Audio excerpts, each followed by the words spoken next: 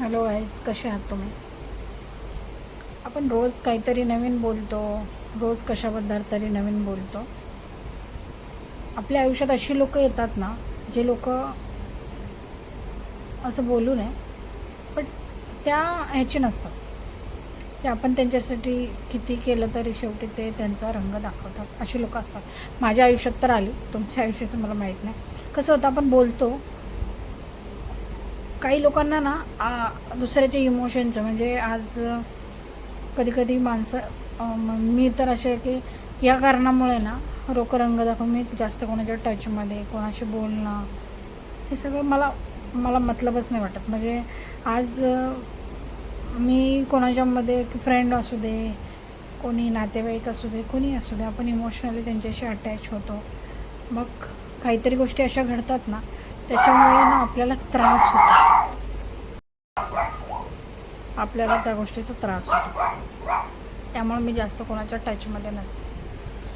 काय होतं मग एकटे असं कधी कधी वाटतं, अरे मी एकटी आहे. बट तो जो लोकांकडून काही गोष्टी कळण्यापेक्षा किंवा त्यांचं जे बिहेवियर समजण्यापेक्षा कोणी नसलेलं कधीच बरं, या मताची मी आहे.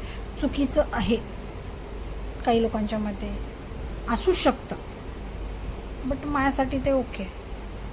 माझं जर एखाद्याशी पटलं नाही तर मी त्यानंतर त्यांच्या टचमध्ये राहत नाही. काय गरज आहे मला सांगा.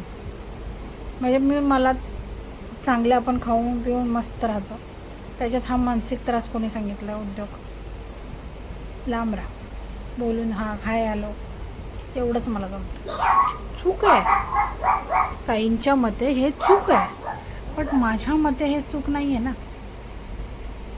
स्वभाव प्रत्येकाचा एक वेगळा असतो, नेचरमध्ये खूप फरक असतो.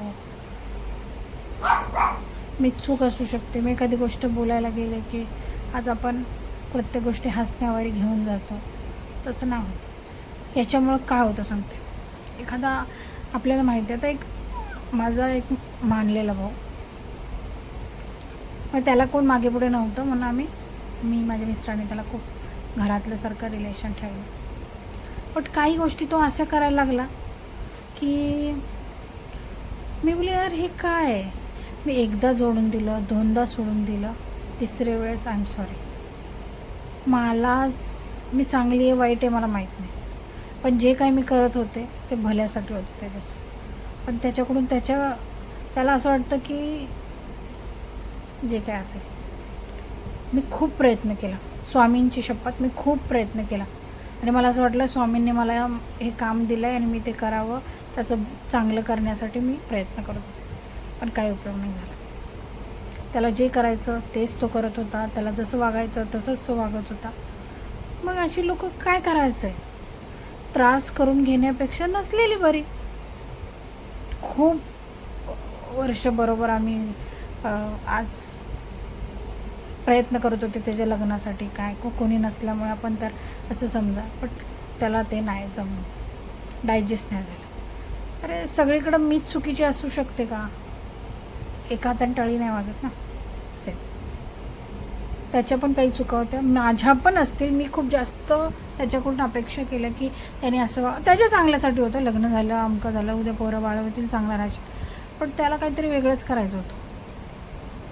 आणि काही लोक आहेत ना, एखाद्याचं चांगलं बघू शकत नाही, त्याच्याबरोबर काही अशी लोक होती. मग मी दिलं सोडून द्यायचं अशा लोकांना. त्याला वाटलं तर येईल, नाही वाटलं तर सोडून दे. भरपूर लोक माझ्या आयुष्यात आली.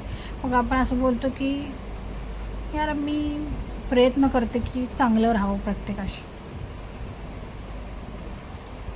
आपण एक बॉन्ड बनवतो. त्यांचं मे बी त्यांचा पण असेल किंवा त्यांचं नसेल, पण आपल्याला त्रास होतो, समोरच्याला नाही. आपल्याकडं काय, आपण एकदम अरे यार हे नव्हतं विचारायचं, चांगलं होतं, पण नाही. कितीही चांगलं राहा, हा जगाचा नियम आहे की तुम्हाला कोण ना कोण तुमची बँड वाजवायला बसले. माझ्याकडे अशी लोक आहेत, मी एवढे वर्ष करते काम, लोकांना असं वाटतं की बट ठीक आहे.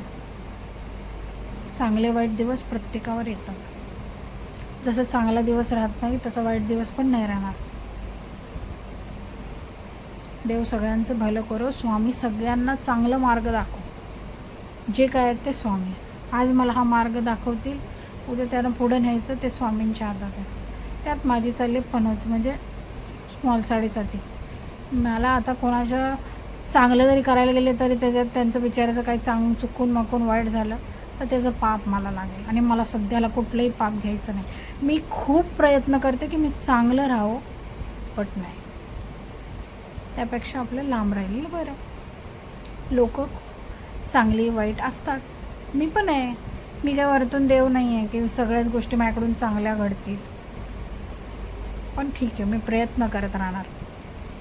व्यवस्थित चालायचं, आपल्यामुळे कोणाला त्रास होऊ नये एवढाच माझा प्रामाणिक प्रयत्न असतो. मग मी त्याच्यात माझ्या नवऱ्याला, माझ्या मुलीला गृहीत धरते. बहिणीला, ह्यांना असू शकतं, माहीत नाही. पण मी एवढं नाही कोणालाही करत. प्रयत्न करते की कोणाचं नुकसान नको. ह्यांना गृहीत धरते म्हणजे ह्यांच्यावर सगळं निघतं. मग असू शकतं. तरी मी आता प्रयत्न बंद करून टाकले सगळं. खूप शांत झाले. बस झालं आता. तेच तेच तेच तेच काय. बरेच दिवस झाले व्हिडिओ पण नाही बनवत आहे माझ्या यूट्यूब दुसऱ्या चॅनलचे. मला काही सुचत नाही. माझं माइंड ब्लॉक झालं आहे. कामाचं काम करायचं आहे, पण काही करावं, कसं करावं काहीच समजत नाही. माझे व्हिडिओ होते, भरपूर व्हिडिओ मी बनवत होते. सगळ्यांचे इन्फॉर्मेटिव्ह व्हिडिओ होते, डॉग रिलेटेड. आता माझं बुद्धी काम चालत नाही. आता मी कोणाला सांगू? नवऱ्याला सांगणार तुझं नाटक आहे, मग त्यापेक्षा सोडून द्यायचं. आपला हा व्हिडिओ बनवून आपलं पोस्ट करते. लोकांना अरे काय पागल लोक असतात, स्वतःच्या घरातली लपडी फपडी सपडी सांगतात. पण मला आत्ता कळतं की लोक असं का करतात.